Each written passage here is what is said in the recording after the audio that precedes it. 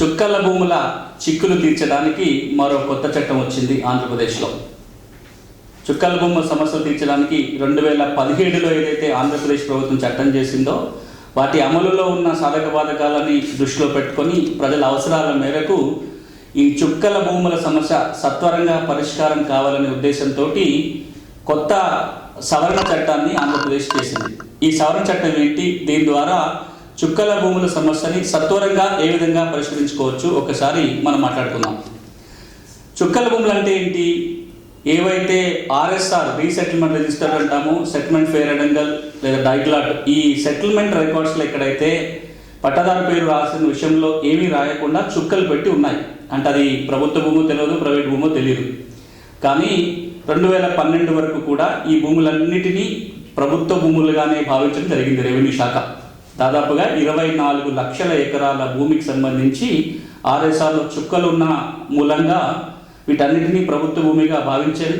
కాకుండా ఈ ప్రభుత్వ భూములు కాబట్టి వీటన్నిటినీ నిషేధిత జాబితాలో చేర్చారు. అంటే ఈ చుక్కల భూములన్నీ ఇప్పుడు నిషేధిత జాబితాలో చేరాయి కాబట్టి వాటి మీద ఎలాంటి అమ్మకాలు, కొనుగోలు కానీ ఎలాంటి లావాదేవీలు కానీ జరపడానికి వీల్లేదు. అలా జరిగితే చెల్లవు. అలాంటి లావాదేవీలు రిజిస్ట్రేషన్ కూడా జరగవు. ఇప్పుడు సమస్య ఏంటంటే ఇలా చుక్కలు ఉన్న వాటిల్లో ప్రస్తుతం ప్రభుత్వం దగ్గర ఉన్న భూములు ఉన్నాయి, ప్రభుత్వం భూమి లేని పేదవారికి అసైన్ చేసిన భూములు ఉన్నాయి, ప్రైవేట్ కంపెనీలకో ఇతర వ్యక్తులకో అమ్మినవి ఎలిమినేట్ చేసిన భూములు ఉన్నాయి. ఇవేవి కాకుండా దాదాపుగా 10-12 లక్షల ఎకరాల భూమి పట్టా భూములుగా రైతుల సాగులో ఉన్నాయి. వాటికి లింక్ డాక్యుమెంట్స్ ఉన్నాయి, రికార్డుల పేర్లు వస్తున్నాయి, రకరకాల లావాదేవీలు జరిగిపోయినాయి. కానీ ఇప్పుడు ఇవన్నీ కూడా లావాదేవీలు జరపకూడని జాబితాలో చేరిపోయి రైతులు ఇబ్బంది పడుతున్నారు.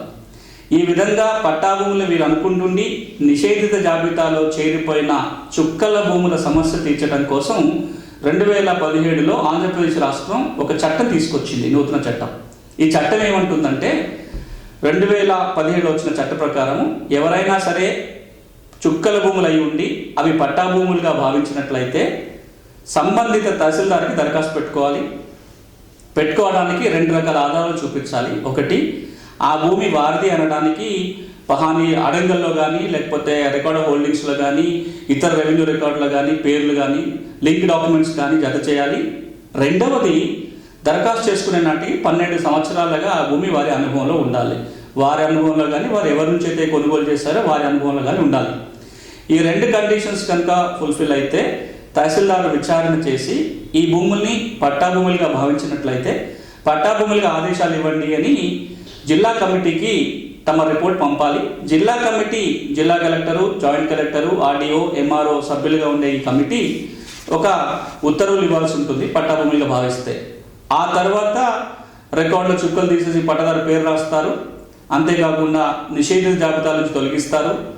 ఆ 1B ఇతర రెవెన్యూ రికార్డులు కూడా పట్టా భూములుగా మార్చి తగిన రికార్డ్స్ని రైతుకు అందజేయడం జరుగుతుంది. ఇది చట్టం. కానీ దీన్ని అమలు చేసేటప్పుడు చాలా ఇబ్బందులు వచ్చాయి. ఒకటి, సాక్ష్యాధారాలు చూపించడంలో రైతులు ఇబ్బందులు పడ్డారు.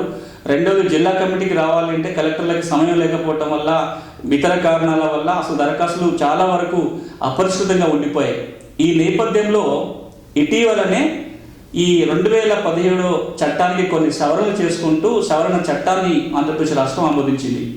ఈ సవరణ చట్టం మేరకు ఏం జరగాలి అంటే చుక్కల భూములు, పట్టా భూములని తీర్పిచ్చే అధికారం జిల్లా కమిటీ నుంచి తీసివేసి సబ్ డివిజనల్ కమిటీకి ఇచ్చారు. ఆర్డీఓ ఆధ్వర్యంలో ఉన్న కమిటీ ఆ నిర్ణయం తీసుకోవచ్చు. ఆర్డీఓ, తహసీల్దార్ ఈ నిర్ణయం తీసుకునే అధికారులు కట్టపెట్టారు. రెండవది, ఈ 12 సంవత్సరాలు వరుసగా సాగులో ఉండాలన్న నియమం ఏదైతే ఉంటుందో, ఈ ఒక వ్యక్తి తను ఉండడం మాత్రం సరిపోదు.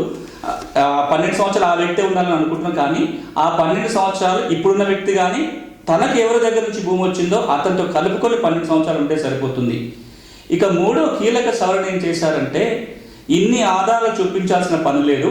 ఒకవేళ కనుక అది చుక్కల భూమి అయి ఉండి ఆ చుక్కల భూమికి సంబంధించి 1B రికార్డులో కనుక ఎవరో ఒకరి పేరు నమోదై ఉన్నట్లయితే ఆటోమేటిక్గా ఆ భూమిని పట్టా భూమిగా డిక్లేర్ చేయడానికి ఆర్డీఓకి అధికారులు కట్టబెట్టారు. అంటే మీ భూమికి సంబంధించి ఆర్ఎస్ఆర్లో చుక్కలుండి ఆ చుక్కల భూమికి సంబంధించి 1Bలో ఎవరో ఒకరి పేరు పట్టాదారుగా నమోదై ఉన్నట్లయితే దాన్ని పట్టా భూములుగానే భావించి ఆ విధంగా రికార్డులో మార్పులు చేసే అధికారాన్ని ఆర్డీఓకి కట్టబెట్టారు. ఈ చట్ట సవరణ ఇటీవలనే వచ్చింది, ఇంకా అమలు జరగాల్సింది ఉంది, ఆదేశాలు అయితే వెళ్ళాయి.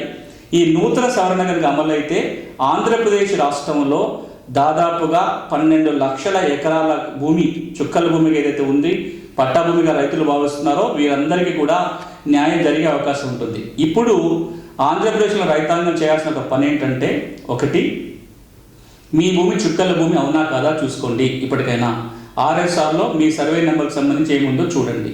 ఒకవేళ చుక్కల భూమి అయితే మీరు ఇప్పటికే దరఖాస్తు పెట్టుకొని ఉండాలి, లేకపోతే ఇప్పుడైనా దరఖాస్తు పెట్టుకోండి. ఇక మూడోది, ఈ భూమికి సంబంధించి 1Bలో ఏముందో చూసుకోండి. 1Bలో కనుక పట్టాదారుగా నమోదే ఉన్నట్లయితే మీ భూమి ఆటోమేటిక్గా చుక్కల భూమి నుంచి తొలగించబడుతుంది. ఒకవేళ 1Bలో లేకపోయినట్లయితే మీరు తగిన ఆధారాలు కనుక తహసీల్దార్కి సబ్మిట్ చేస్తే, అది రికార్డ్ హోల్డింగ్స్లో ఎంట్రీ కావచ్చు, లింక్ డాక్యుమెంట్స్ కావచ్చు, అడంగల్లో నమోదు చేసి ఉండడం కావచ్చు, ఏదైనా ఒక ఆధారాన్ని కనుక, ఒక్క ఆధారం ఇచ్చినా చాలు, ఒక ఆధారమైన తహసీల్దార్కి మీరు సబ్మిట్ చేస్తే అలాంటి భూముల్ని కూడా చుక్కల భూముల జాబితా తొలగించేసి నిషేధిత జాబితా నుంచి కూడా తొలగించడానికి అవకాశం ఉంటుంది. కాబట్టి ఆంధ్రప్రదేశ్ రైతాంగం ఈ కొత్త చట్టాన్ని యొక్క అవకాశాన్ని సద్వినియోగం చేసుకొని మీ భూములు పట్టాగా మార్చుకోవచ్చు.